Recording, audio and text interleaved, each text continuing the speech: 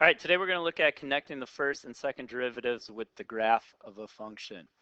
We've talked about in the last couple days, the first derivative tells you the slope and some things you can use to find if it's increasing slope or decreasing slope. Today we're going to look more at the second derivative. When you look at how the graph is curving, there's two types of ways we describe this, and that's if it's concave upward or concave downwards. The definition of this is if your graph lies above all the tangent lines. So if you draw in a line tangent to the graph where it hits at one point for any point, and they're always, all these tangent lines are below the graph. Okay, so if your graph lies above all the tangent lines or your tangent lines are below the graph, then we call this concave up. So this is an example of concave up. It's kind of like it's U-shaped, U for up. If the opposite's true, if your graph is below all the tangent lines, so here if we look at all our tangent lines, they're all below the graph, or our graph is always below the tangent lines, then we call that concave down. So concave up, concave down. Where you change from one to the other is called an inflection point. So anytime your graph changes from concave up to concave down, or the opposite, concave down to concave up, those points at that location are called inflection points. Here on this graph, this first one's an inflection point where we're changing from concave down to concave up. The second one over here, now we started concave up, and we're going to concave down. So inflection points can be changing from one to the other. At that location where it switches, that's called an inflection point. How do we find these inflection points? And that's where that second derivative comes in that we talked about previously. Inflection points occur where the second derivative equals 0, or where the second derivative does not exist. So any place where the second derivative equals 0 or second derivative does not exist, that's where you have inflection points. Very similar, if you remember, to first derivative. Wherever the first derivative equals 0 or first derivative does not exist, that's where you have a maximum or minimum point. Okay, so what does second derivative say about our graph? What we can look at then is this concavity test. If the second derivative is greater than 0 for all your x values on an interval, then it's going to be concave up. So when it's greater than 0, it's concave up. All right. Anytime that's true on an interval, this is going to be true. All right. This next part's kind of the opposite then. If your second derivative is less than 0, you're concave down on that interval. So if second derivative is less than 0, it's concave down. All this stuff we're talking about today is on that yellow packet I gave you earlier in the trimester 2 on all the stuff we're covering this try. Okay, so let's try a problem. On this one, we want to find where the extreme points are. We've done this before. Extreme points come from first derivative. So let's look at the first derivative of this. If we do first derivative, we get, using our power rule here, 3x squared. And the second one, bring down 2 times 1.5 is going to be 3x. Derivative of the next one is -6, and derivative of 5 is a constant, that's 0. So our extreme points would be wherever this equals 0 or does not exist. So if we put our derivative here equal to 0 and solve, we should be able to find those extreme points. Solving this one out, we could do quadratic formula. We could also factor. It looks like here we can take a 3 out of all these. Let's factor out a 3. Once we have factored out a 3, now if we factor this into two binomials, we can get it. It looks like we need to figure out what's going to multiply to -2 and add to -1. That should be x minus 2 and x plus 1. So putting these two ones with the variable equal to 0, the 2 points on this one that we have extreme points is at 2 and at -1. So those would be our extreme points. All right, those are either maximum points or minimum points. All right, this next one, wants us to find where we have intervals of concavity. Is where are we concave up or concave down? And also where might we have inflection points? So on this one, what we're going to do is find the second derivative. We already have the first derivative from before. It's right here. So I'm just going to copy that down. Let's use that then to find our second derivative. So our second derivative would be the derivative of the first derivative. So we get 6x minus 3. We're going to put that equal to 0, and that'll tell us where any inflection points are. So if we solve this out, it looks like we're going to get x equals 3 divided by 6, which is going to be at 0.5 or 1/2. So this point, 0.5 or 1/2, that is an inflection point. Now, if we want to find out where it's concave up, concave down, we want to check on each side of that. So if we think about our graph here at 0.5, that's where we have an inflection point. We want to see what's happening on either side. So we want to pick something bigger than 0.5 and something smaller 0.5 and test those in our second derivative.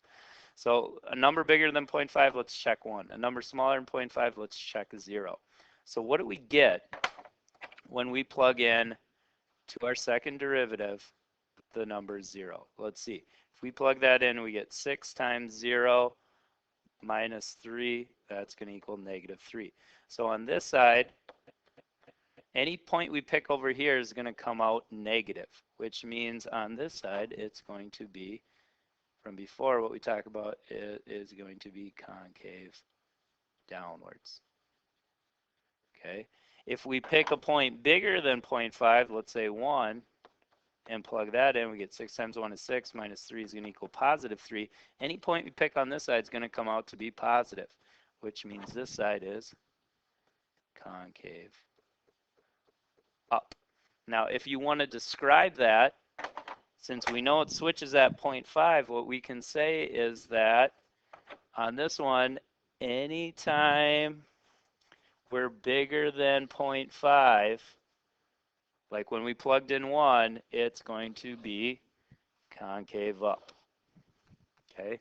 Anytime we're less than 0.5, because that's our changeover point, that's inflection point, we're going to be concave down. Okay. So the graph has an inflection point at 0.5. What it's going to look like there, kind of leading into what we're going to be looking at later, if we know it's concave down here, that's going to look something like this, where it's concave down, and then it's going to move into concave up. So we should get something later that maybe looks a little bit like that. All right. What else can second derivative do? Second derivative can also help us find something else. There's a second derivative test that lets us check what our graph is doing at certain points. So anytime you have a first derivative that equals 0, we know that is a maximum or minimum point. Okay, it's an extreme point. If you check the second derivative at that point and it's greater than 0, then what happens is that point ends up being a minimum. Okay, same thing is true. If you have a first derivative that equals 0, it's again a max or min point. If the second derivative at that same point is less than 0, then you have a maximum. So let's go back and check those max and mins we found before. We know there's a max or min at these 2 points. Let's figure out what they are. So if we check second derivative at these points, we can figure out if they're maximum or minimum. Our second derivative again for this, what we found on the other page was 6x minus 3. So let's check, what is our second derivative at 2? What do we get when we plug 2 in there? If we solve this out, that's 12 minus 3 is 9. That's a number bigger than 0. So anytime we said on the other page that you have a second derivative that's greater than 0, Anytime it's second derivative is greater than 0, that's going to be a minimum point. So what we know about this point right here, too, is that that's going to be a minimum. Let's check the second derivative at -1. If we put in -1, that's going to equal -9. That second derivative value is less than 0. What that tells us about this point is that that is a maximum point. Anytime your second derivative at a point is less than 0, it's a maximum. So that's another second derivative can tell you is if your extreme points are max or minimums. All right, so what does this one look like then? Well, here's what we found out so far. What we just found out is that there is a minimum at x equals 2. We also just found out on that same one that at -1, there's a maximum at x equals -1. Another thing we found out was there was an inflection point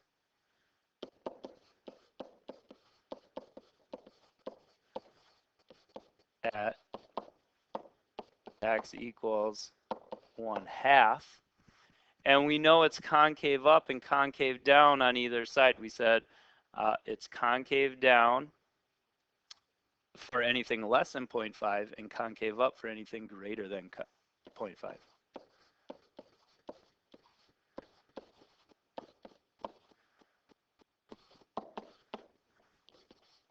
So this is just kind of summing up all the stuff we had found. So what's this one look like then?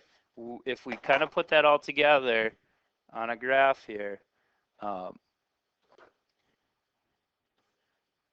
there's 1, there's 2, there's -1.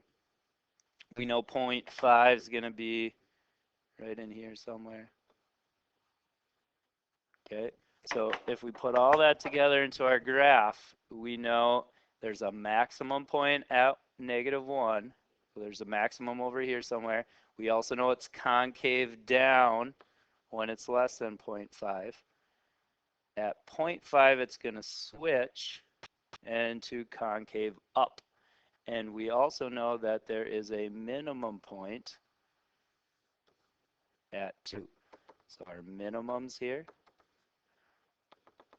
our maximums here. It changes over from one to the other. So the graph of this, we don't know how high or low it gets. We could find those values out. But the general shape of this graph is going to look something like that. And if you plug this into the calculator and check, it will look something like that. All right, that's kind of what we're looking at with some of these tests and doing that, and with first and second derivative. Just to kind of sum it all up, local mins and maxes are where your first derivative equals 0 or doesn't exist. At those points, you can check to see if it's a minimum or maximum by doing that second derivative test. If your second derivative at that max or minimum point is greater than 0, it's a minimum. If it's less than 0, it's a maximum. So that's what second derivative can do.